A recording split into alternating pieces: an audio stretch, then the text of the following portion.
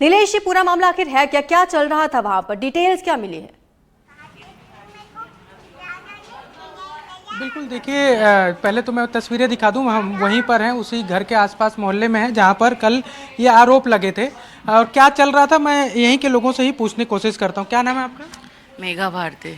मीरा जी, क्या हुआ था कल जब ये पूरा घटना हुआ, और क्या आप उस परिवार के? सब यहाँ पे बैठे हुए थे, फिर 4-5 पुलिस वाले लोग आए। फिर उनसे पूछने के बाद वो लोग बोले कि अभी कुछ हुआ नहीं है, कुछ होने वाला है।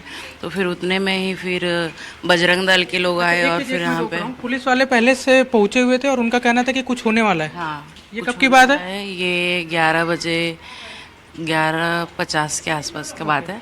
और फिर धड़ल्ले से फिर बजरंग दल के लोग आए और फिर यहाँ पे बहुत ज़ोर शोर से हल्ला करने लगे, दरवाज़ा को पीटने लगे, कि मतलब अपना नारा लगाने लगे और कुछ कुछ बोलने लगे। और फिर यहाँ मेरी भाभी, मेरे बड़े पापा, वो लोग के साथ मारपीट करने लगे। और क्या यहाँ पर एक्चुअल में ये उनके परिवार के ही सदस्य हैं, लेकिन हिंदू परंपरा को मानने वाले ये लोग हैं। वो घर भी मैं लेकर चलता हूँ जहाँ पर एक्चुअल में जो आरोप लगे कि यहीं पर धर्मांतरण की कोशिश की जा रही थी। तो ये वही घर है। क्या कोई बात कर सकता है हमारे साथ? कोई है जानकारी जो दे पाए?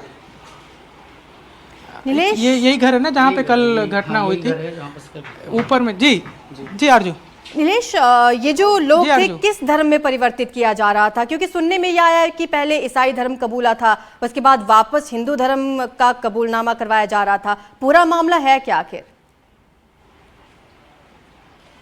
एक्चुअल में आरोप ये था कि यहाँ पर रविवार को जो ईसाई समुदाय की जो प्रार्थना सभा होती है, उसको चंगाई सभा का जो नाम देकर और ये कोशिश बताया जा रहा था कि यहाँ पर धर्म परिवर्तन की कोशिश की जा रही है। हिंदू से ईसाई धर्म में लोगों को जुड़ने के लिए प्रलोभन दिया जा रहा है, या फिर आरोप ये भी लगे थे कि जबरदस्ती भी धर्मांतरण कराने की कोशिश की जा रही है। तो हिंदू धर्म से ईसाई धर्म में परिवर्तन का जो है मतांतरण की कोशिश का आरोप लगा था, जिस मामले में अभी जो थाना है, सरस्वती नगर थाना क्षेत्र का ये इलाका है, उस थाने में 3 लोगों के खिलाफ जुर्म भी दर्ज किया गया है। पुलिस इसमें जांच कर रही है। हालांकि गिरफ्तारी इस मामले में किसी की नहीं हुई है। अर्जू, ये परिवार वही है जिन परिवार पर आरोप लग रहा था कि इनके द्वारा धर्मांतरण कराया जा रहा है।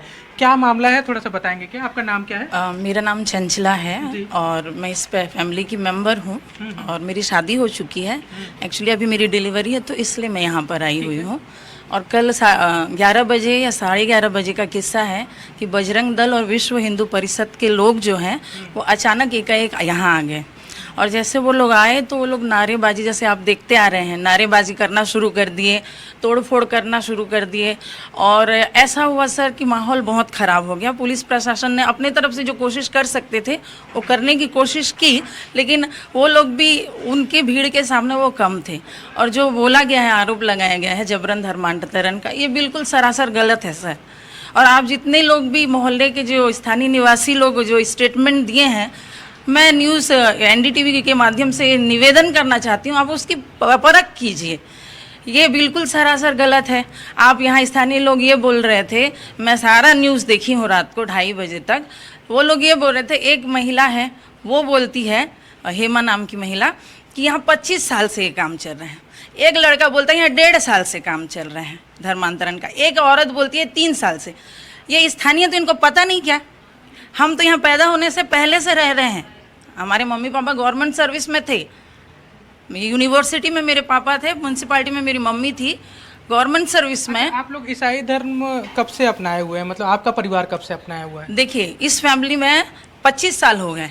मैं प्रभु को सबसे पहले मानी। मेरे पैर में प्रॉब्लम है, मुझे काफ़ी समस्याएं होती थी। जाने के 25 साल से आप लोग, आपका परिवार ईसाई समुदाय से जुड़ा हुआ है? आरजू, मैं कुछ तस्वीरें भी एक बार दिखाने की कोशिश करूंगा। आरोप है परिवार का कि तोड़फोड़ की गई है घरों में और खिड़कियों को तोड़ा गया, तो वो तस्वीरें भी दिखाना चाहेंगे। लेकिन एक चीज़ और भी है, जो और भी लोगों से हमारी बातचीत हो रही थी इस मोहल्ले में ही, तो उनका ये कहना था कि यहाँ पर इस मोहल्ले में आसपास जो है वो करीब 3 ऐसे जगह हैं जहाँ पर रविवार को प्रार्थना सभा आयोजित करवाई जाती है जी। और फिर प्रार्थना सभा की जो उनका आरोप है कि प्रार्थना सभा की आरोप में मैं आ जाऊँ, जूता पहन के आ सकता हूँ? धन्यवाद। तो ये जो इनका देखिए तस्वीरें देख लीजिए, जो इनके आरोप हैं कि जो पत्थर मारकर इसको तोड़ा गया है। घर के सदस्यों का ये भी कहना है कि इनके साथ मारपीट भी की गई है। और इसको लेकर शिकायत भी दर्ज कराई दिनेश, है। बिल्कुल, तो यहाँ के तोड़फोड़ की मोहल्ले के तस्वीरें लोगों आप से हमें हमने लगातार बातचीत दिखा की, रहे उनका हैं। कहना था कि मैं लौटूंगी आपके पास, हमारे साथ कांग्रेस नेता अमित श्रीवास्तव जुड़ चुके हैं। अमित जी, स्वागत है आपका एनडीटीवी पर। आपने मुख्यमंत्री विष्णु साय को सुना होगा, वो कहते हैं दो चीजें हैं जो हम बिल्कुल नहीं सहेंगे, एक धर्मांतरण, दूसरा मानव तस्करी। क्या लगता है कि सरकार काम कर पा रही है?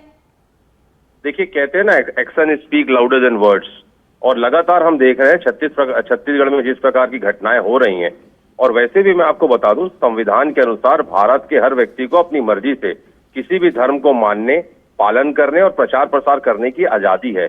लेकिन अगर कोई एक धर्म से दूसरे धर्म में जबरन किसी को प्रभाव या बहलाव फुसलाकर धर्म परिवर्तन कराता है तो उसको गैर कानूनी माना गया है। लेकिन मैं आपको फिर कह दूं कि धर्म परिवर्तन की आड़ में जिस प्रकार की राजनीति यहाँ पर हो रही है और धर्मांतरण के आरोप तो लग रहे हैं लेकिन कार्रवाई नहीं होना, बस नाटकीय राजनीति तो कहीं नहीं है। भाजपा केवल राजनीतिक लाभ लेने के लिए इस मुद्दे को हवा दे रही है। और अगर विवादित घर वापसी जो कार्यक्रम ये कहते हैं, क्या वो दिखावा है कि सियासी ड्रामा है? और ये तो लगातार 18 महीनों से कह रहे हैं आरजू जी कि हम कानून लाएंगे और हम और इस कानून को सख्त बनाएंगे। आप जब एक कानून बनाते हैं, नोटबंदी पूरे देश में लागू कर देते हैं, आप उसी प्रकार से जीएसटी लाते हैं, बिना कानून बने उसे लागू कर देते हैं और आज सब उसे अडॉप्ट कर लेते हैं। ऐसा कोई कड़ा कानून आप क्यों नहीं लाते?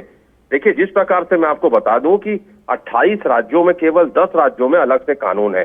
सबसे पहले अगर आप देखेंगी तो उड़ीसा में देश में सबसे पहले 1967 में फ्रीडम ऑफ रिलीजन एक्ट आया था 1967, फिर एमपी ने उसे अडॉप्ट किया। लेकिन ये लगातार 18 महीनों से सिर्फ घोषणा कर रहे हैं इनके मंत्री कि हम धर्मांतरण विरोधी और कड़ा कानून बनाएंगे, लेकिन अभी अमित तक जी, आपको इन्होंने नहीं लगता बनाया कि नहीं। फ्रीडम ऑफ रिलीजन अलग चीज है और जबरदस्ती धर्मांतरण करवाना अलग चीज है? मैं लौटूंगी आपके पास, हमारे साथ जरा बीजेपी नेता जुड़ चुके हैं, राजीव चक्रवर्ती हैं हमारे साथ। राजीव जी, अब कांग्रेस नेता को आपने सुना होगा, अमित जी लगातार सवाल उठा रहे हैं, कह रहे हैं कि सरकार नाकाम हो रही है इन मुद्दों पर।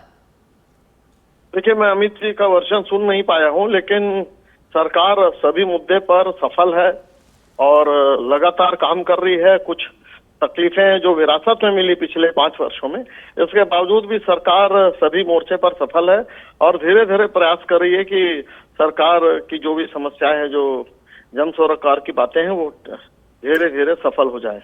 ठीक है, जो सरस्वती नगर में अभी हुआ उस पर सरकार का क्या टेक है?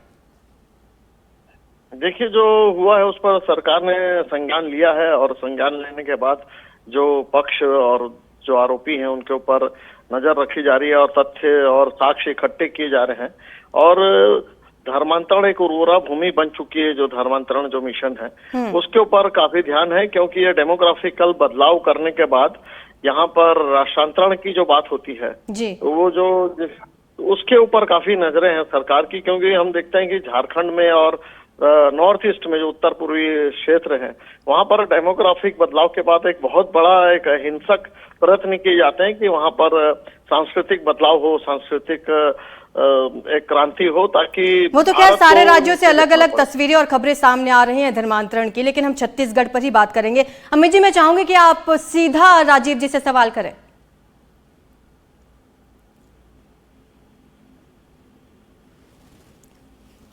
अमित जी, आप सुन पा रहे हैं मुझे? शायद उनसे बात नहीं हो पा रही है, लेकिन राजीव चक्रवर्ती बीजेपी के नेता हैं, हमारे साथ लगातार बने हुए हैं। राजीव, जो सरस्वती नगर में हुआ और बजरंग दल के कार्यकर्ता वहां पर पहुंचते हैं, मारपीट करते हैं, उस पर क्या टेक है सरकार का? देखिए, सरकार बहुत गंभीर है। जिस प्रकार से छत्तीसगढ़ में पिछले 5 वर्षों में जो मिशनरियों के द्वारा, कुछ मिशनरियां, मैं ये कहता हूं कि कुछ मिशनरियां वो धर्म में परिवर्तन करना चाहती हैं, झुग्गी क्षेत्रों में जाते हैं, गरीबों को बरगलाते हैं और आस्था के नाम पर धर्म परिवर्तन के लिए प्रलोभन देते हैं। ये बहुत गलत हो रहा है और इसको लेके हम बहुत चिंतित है। और जो बजरंग दल के कार्यकर्ता हैं वो इस मिशन को लेके पढ़ते हैं कि मिशनरीज जो हैं, जो धर्मांतरण करते हैं, मतांतरण करते हैं। लेकिन आप मानेंगे ना कि बजरंग दल के कार्यकर्ताओं ने जो मारपीट की है, जो घरों में तोड़फोड़ की है, हमारे सहयोगी नीलेश हमें दिखा रहे थे वहां से तस्वीरें, वो गलत है? कानून अपने हाथ में नहीं लेना चाहिए? निश्चित रूप से कानून अपने हाथ में नहीं लेना चाहिए, लेकिन जब आक्रोशित होते हैं तो जब हम देखते हैं कि लोग अपनी संस्कृति की ओर से भूल रहे हैं तो एक संदेश जाता है, लेकिन ये गलत है। उन्हें कानूनन जानकारी देनी चाहिए और शांतिपूर्ण तरीके से बातों को कहनी चाहिए, लेकिन वे आक्रोशित है। हम प्रयास करेंगे कि उन्हें उनका तरीका बदलने के लिए हम कहेंगे और कानून के तहत रिपोर्ट दर्ज करें और जो पीड़ित पक्ष हैं उनको भी बुलाएं, उभय पक्षों को बुलाकर बातचीत करें। हिंसा का रास्ता ठीक नहीं है। लेकिन बिल्कुल, शुक्रिया आपका राजीव जी हमारे साथ जुड़ने के लिए, इस चर्चा में शामिल होने के लिए। तो राजीव चक्रवर्ती बीजेपी के नेता भी मान रहे हैं कि बजरंग दल के कार्यकर्ताओं ने जो कदम उठाया, जो कानून अपने हाथ में लिया, वो सही नहीं है। लेकिन कैसी तोड़फोड़ मचाई है वो हमारे सहयोगी नीलेश त्रिपाठी हमें तस्वीरों के माध्यम से दिखा रहे हैं। नीलेश, ओवर टू यू, दिखाइए जरा तस्वीरें उस घर से, कैसी तोड़फोड़ हुई है वहां। बिल्कुल बिल्कुल बिल्कुल बिल्कुल एक बार फिर से मैं वहाँ पर चलता हूँ अर्जुन। एक बात और है जो राजीव जी कह रहे थे, मान भी रहे थे कि ये गलत है, बजरंग दल को ऐसा नहीं करना चाहिए या किसी भी संगठन को इस तरह से नहीं करना चाहिए। तो कल की घटना है, थाने परिसर में लोगों से मारपीट की गई, पुलिस का बयान भी है कि वो भी उनके सामने भी घटना हुई, लेकिन उस मामले में अभी तक अज्ञात के खिलाफ जुर्म दर्ज है। तो ये भी एक बड़ा सवाल उठाता है। तस्वीरें मैं प्रवीण से कहूँगा दिखाते रहें, ये जो तोड़फोड़ की तस्वीरें हैं। प्रवीण, अंदर से भी एक जो कांच जो टूटने की बात कही जा रही है, आरोप लगाया जा रहा है परिवार की ओर से कि बजरंग दल के लोगों ने पत्थरबाजी की और उससे घर की खिड़की का ये जो टूट गई है, ये भी एक तस्वीर है।